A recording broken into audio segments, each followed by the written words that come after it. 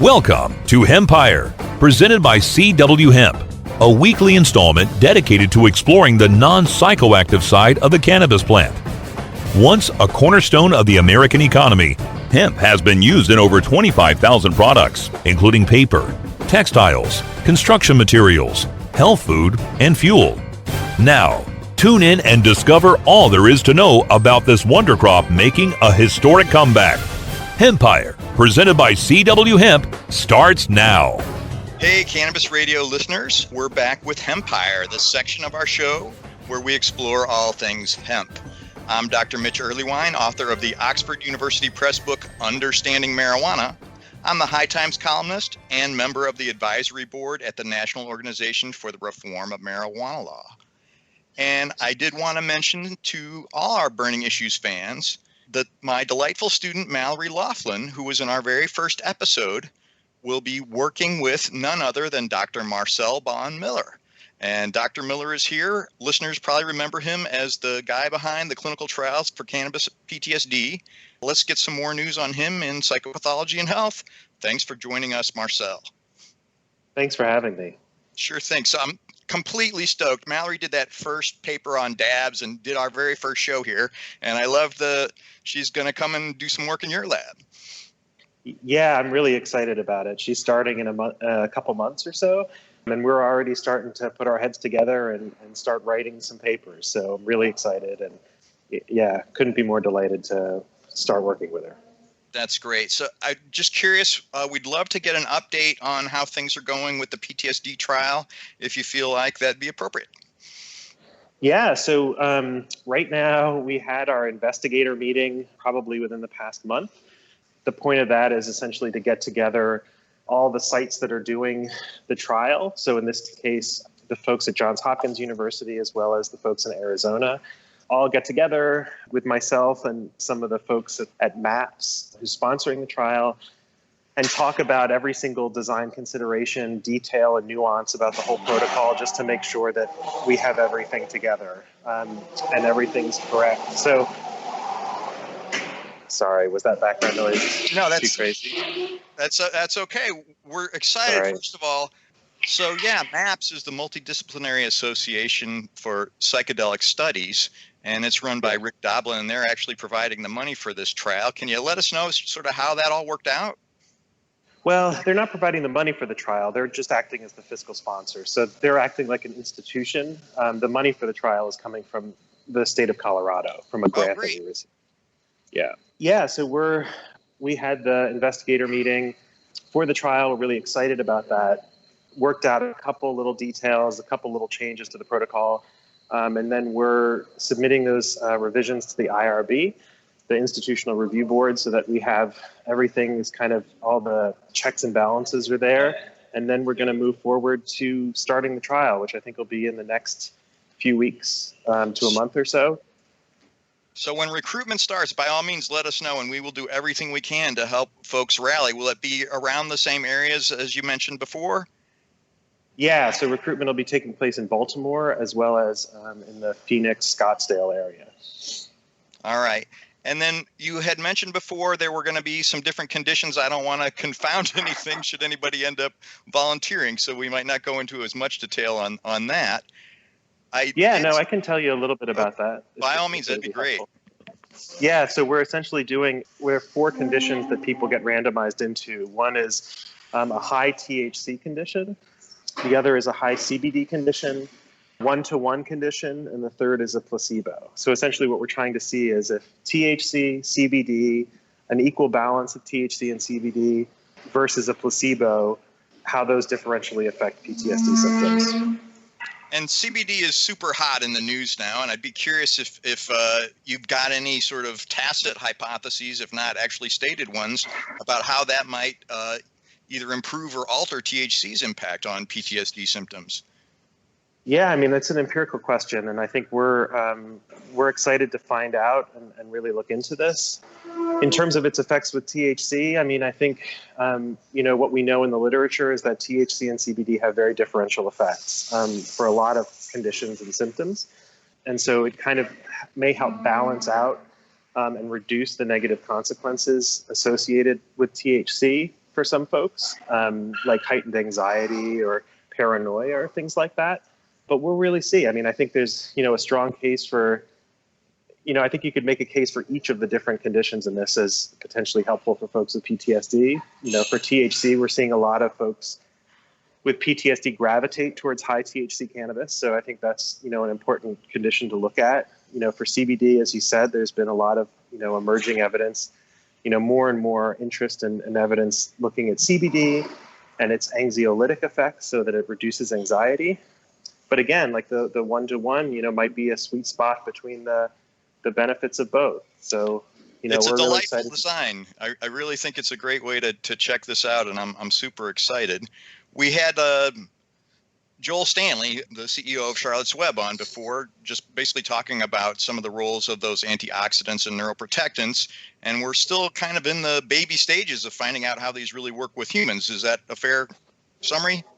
Yeah, I think that's a fair summary. I mean, most of the work that's been done on cannabis from a research perspective has really been focused on THC. This has been, work that started up in the 50s and 60s, really, and really kind of got steam in the 80s and 90s. But it really mostly focused on THC, like 90+% of the work that's been done on cannabis at all is focused on THC. And so it's kind of exciting to really start looking at other cannabinoids because, as you know, there's, over 100 different cannabinoids in the plant, and we really don't know a whole lot about any of the other ones. So we just did a review where we looked at specifically what work has been done on secondary cannabinoids, so CBD, THCV, CBN, et cetera, over the past 5 years. And most of that work has focused on CBD, with only like a 1 or 2 studies for any of the other cannabinoids across any type of work, preclinical, so animal work, all the way up through clinical. It's interesting times. And then on July 7th, the National Institute of Drug Abuse sent out a big information request, essentially saying what marijuana varieties or strains would researchers want, what kind of products do they want, and what kind of questions would they want to address. Did you get that, and what would you recommend? Yeah, I think it's a really important call, and I think it has to do with the changing landscape and understanding of the importance of other cannabinoids and kind of a more complex and nuanced approach to cannabis research. So I'm excited, yeah. Yeah, so in this case, I mean, I would say, for the cannabis that we're doing in the PTSD trial that you mentioned, we're getting that cannabis from the National Institutes of Drug Abuse, as is required for all administration trials in the U.S. at this point. So for the National Institute of Drug Abuse call, I think it's really exciting because right now the cannabis that we get from the National Institutes of Drug Abuse really focuses specifically on THC and CBD. So if you want, for example, cannabis with high amounts of THC, low amounts of CBD, just like I described for the PTSD trial that we're doing, this is where we're getting our cannabis from, that you can easily do. So if you want to manipulate THC and CBD levels, very easy to do with existing products. The problem is that if you're interested in anything else, so any other secondary cannabinoids or terpenes, for example, it's really hard to get, NIDA doesn't really track that information or really provide or breed plants high in secondary cannabinoids or certain terpenes. And so it's difficult to do research on those, compounds with the existing supply. And so, I think it's important for us all to take a step back, think about what's available to researchers and what needs to change in terms of availability. And so it's exciting that NIDA is thinking about that. And we'll see. I'm curious, is your high THC that 8% strain, or is there something new? We're using a 12, I think it's something like a 12% THC. They do a lot of blending at NIDA. And so again, if you're just focused on THC and CBD, they can blend to different potencies, different concentrations of cannabinoids. But again, really just focusing on THC and CBD. It's wild too, because there's just so much psychoactivity potentially and neuroprotective effects and all these other things. I'm curious, would you like other preparations? Would you feel like something other than standard vaporized cannabis might have some advantages?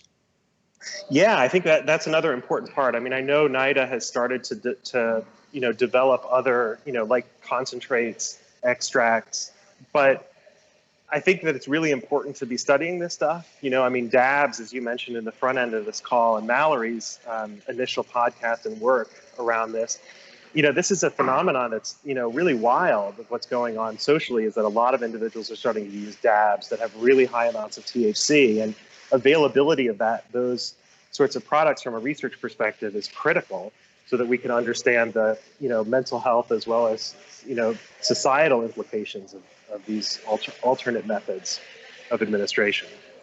It really is curious. In part, we've talked about, how there's that slower administration with some of the edibles, but a much longer duration of effects. Those oddball 11-hydroxy-THC sort of things where we've essentially got compounds that we wouldn't normally get from smoked or vaporized cannabis. And we're still only looking at essentially one cannabinoid out of, like you were saying, about 100. So we've got to take a break here and just talk to some of our Cannabis Radio sponsors. But you're listening to Hempire. We're talking to Dr. Marcel Bonn-Miller, and we're covering some of the wild information requests from the National Institute of Drug Abuse. Stay tuned. We'll be right back. Hold on for more Hempire after you've grown to learn more about our sponsors. The next generation of vaporizers has arrived. Vuber vaporizers are blazing the way with unparalleled technology for oil, concentrate, or dry flower pens. Providing unsurpassed customer service and expert craftsmanship, Vuber vaporizers use cutting-edge technology, providing a power-packed, smoother vapor with a lifetime guarantee. Experience vaporizing the way it was meant to be. The Vuber way.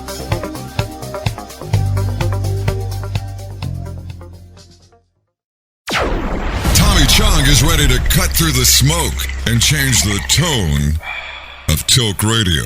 All you have to do is decriminalize. We don't need a government regulation to tell us this is good pot, that's bad pot. We don't need any of that. The Tommy Chung Podcast, only on CannabisRadio.com. Welcome to my world. Dr. Dabber, hurry! Its temperature is shooting past 1,000 degrees Fahrenheit. It's burning up. I'm afraid for this little guy, it's just too late. What caused the problem? Only Dr. Dabber can maintain the perfect temperature for a smooth-tasting, slower burn. This standard vaporizer lost all of its health benefits, sending it up in smoke. So you're telling me that most vapor pens burn so hot they produce smoke, not vapor? Correct. Keep away from those standard vaporizer pens and turn to Dr. Dabber. Doctor's orders. Less heat, more flavor. Play as Ted Growing, expelled botany sophomore and the biggest grower in town, only on Weed Firm Replanted. Available on the App Store and Google Play. It's a lot of work being the biggest grower in town. Maintaining a room full of plants while dealing with a slew of eccentric customers? From a hardcore partier to the curious neighbor next door. Is anybody home? Help me expand my bud business by unlocking new strains, customizing my grow room, and completing challenges that you can't get enough of. Grow your empire so big you can see it from space. Low on funds? Don't worry. Weed Firm Replanted is free to download. Download Weed Firm Replanted for free on the App Store and Google Play today. Get growing, Mr. Growing. Time to harvest more crop-tastic content on Hempire, only on CannabisRadio.com. All right. Hey, welcome back to Hempire. Dr. Mitch Earleywine here. We're talking with Dr. Marcel Bonn-Miller about a wild information request that came from the National Institute on Drug Abuse, asking researchers essentially what it is they're looking for. One of the things they mention is, what are the particular research questions that could or would be addressed if we had new products and new strains? Is there something that's sort of in the back of your mind, Marcel, something you're dying to know? Well, I mean, I'll give a concrete example of kind of where some early research is pointing and, where we're limited in terms of availability with NIDA. So THCV, so tetrahydrocannabivarin, is a secondary cannabinoid that's received some really interesting preclinical work. So preclinical, again, meaning among animals, that shows that this could be something that is very helpful for example, folks with addictions, traditional addictions like nicotine addiction. And that THCV might be something that could help as a treatment for folks who, are tobacco users and addicted to nicotine. But at the moment, in terms of availability, if you wanted to do a study on THCV, the only producer of THCV right now is GW Pharmaceuticals, which is based over in England, and to my understanding is not importing it at the moment into the US. So, this is a situation where, good luck getting a hold of THCV for any study, because NIDA doesn't have it, and the one producer that has it is a private company over in England that at the moment I believe is not importing. So, that's a concrete barrier to research. If you wanted to explore this among humans or do more trials of it, it's nearly impossible. It's a wild legal conundrum too. I'm not even sure if necessarily THCV is a Schedule I drug or not. We've had some of the same confusion with cannabidiol, and I know you went through a lot just to get approval to do the administration you did. Yeah, I think that's the issue, is that there's a lot of question about at the moment the way the law is written, cannabis broadly, including all of its constituents, are considered Schedule I substances. So in this case, THCV would be a Schedule I. There's a little more nuance to the discussion about CBD, because there have been specific, and Joel can speak to this a lot more clearly and eloquently than I can. But there's some legal precedent about CBD maybe not being under the traditional Schedule I umbrella that cannabis is going. But yeah, that's definitely a hurdle as well. It doesn't, again, make it impossible to do the research, but, if everything's Schedule I, it just means extra time, extra oversight for getting these clinical trials done. And a ton of paperwork. Yeah, at Charlotte's Web at CWHemp.com, they basically have it consistent with the idea that if THC is less than 0.3%, that it's consistent with other categorizations, and so that cannabidiol would be available. I don't think that that's ever actually been brought to trial or anything, but it seems to be working well for the folks who can literally get deliveries to all 50 states right now. So I think that's intriguing. And then I love this notion. Go ahead. Sorry. No, I was just going to say that I think there is some legal precedent that Joel can explain. Again, it's he knows this better than I can, but right. I think right now it has to do with the amount of THC that co-occurs with it for that. Exactly. And I want to emphasize, too, that THCV seems to have a lot of antitoxic properties, so maybe essentially a way to undo certain poisons, and we're just not there as far as the research is concerned. And then you also mentioned CBN. Do you have any hopes or prayers for that one? It's a good question. I mean, off the top of my head, I can't. I want to say there've only been, a study or two studies in the past 5 years that have focused on CBN. It's really, we know nothing of any meaningfulness about a lot of these other cannabinoids. Again, we see some, and this is the important about observational research, is that we have some early anecdotal reports of individuals who are saying, like CBG or CBN really helps me. And I look for things that are specifically high in that. And this is just kind of emerging from anecdotal evidence and reports, which is great because it kind of helps us sort of steer more experimental research. But yeah, empirically, not a whole lot at this point. It's wild because, and thank God for the Israelis who've been working so hard on this. But we've known about CBN for probably 30 years and literally have never had a human trial where it was administered that I can recall. And so I think, generalizing from the rats is getting a little old. Right. And I understand you're in India right now. I am. Is this a personal quest or a cannabis-related work or? Just some other work that I'm doing on certain types of meditation that's unrelated to my cannabis work. All right. I do love the overlap of the whole mindfulness, both pharmacologically created and otherwise.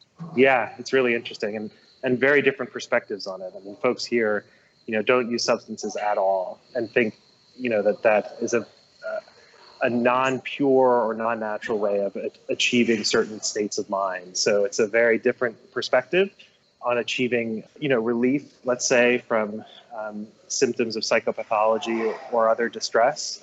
But it's, an important one that we need to understand more clearly and thoroughly.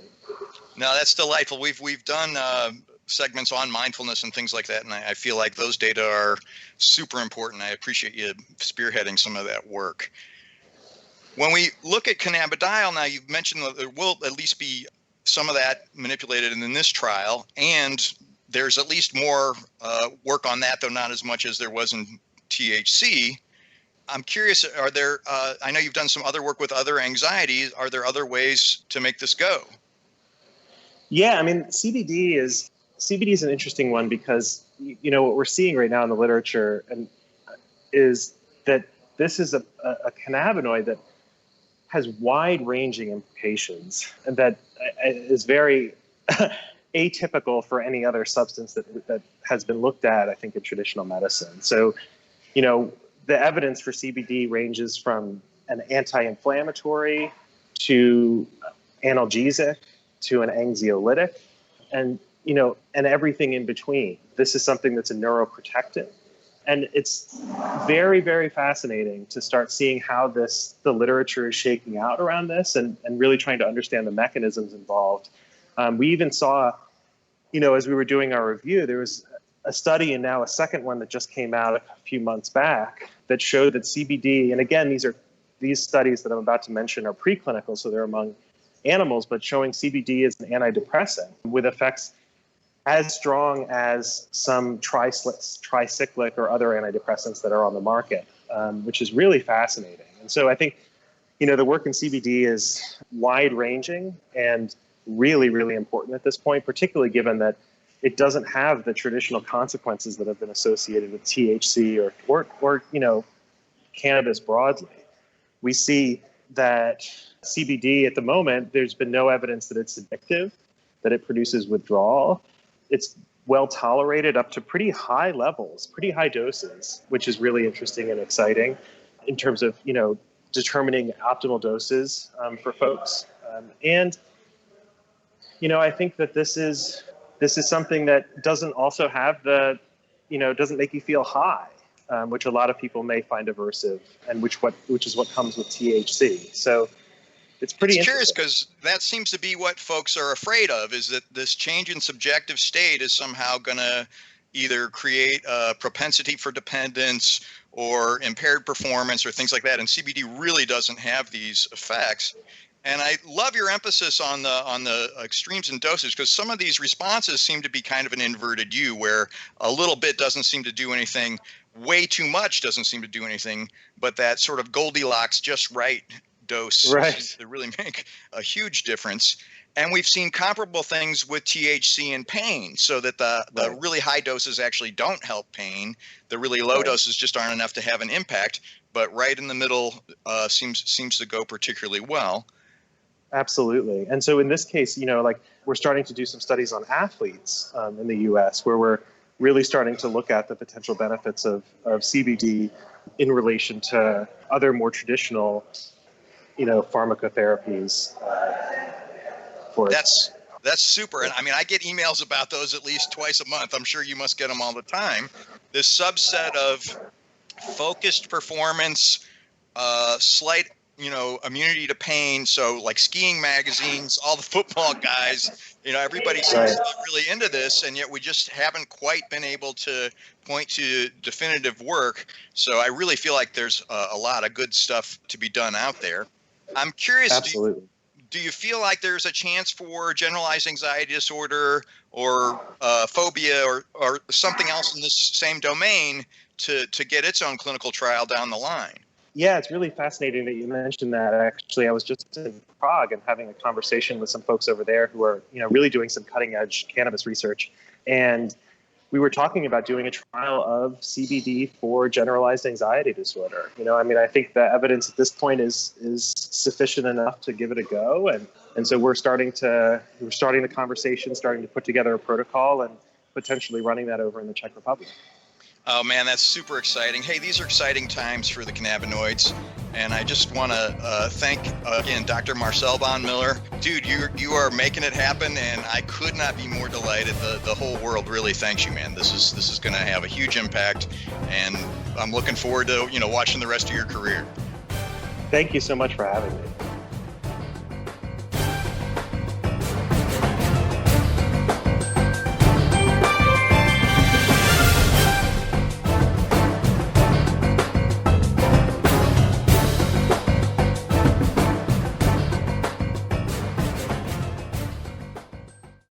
The opinions expressed on this CannabisRadio.com program are those of the guests and hosts and do not necessarily reflect those of the staff and management of CannabisRadio.com. Any rebroadcast or redistribution without proper consent of CannabisRadio.com is prohibited.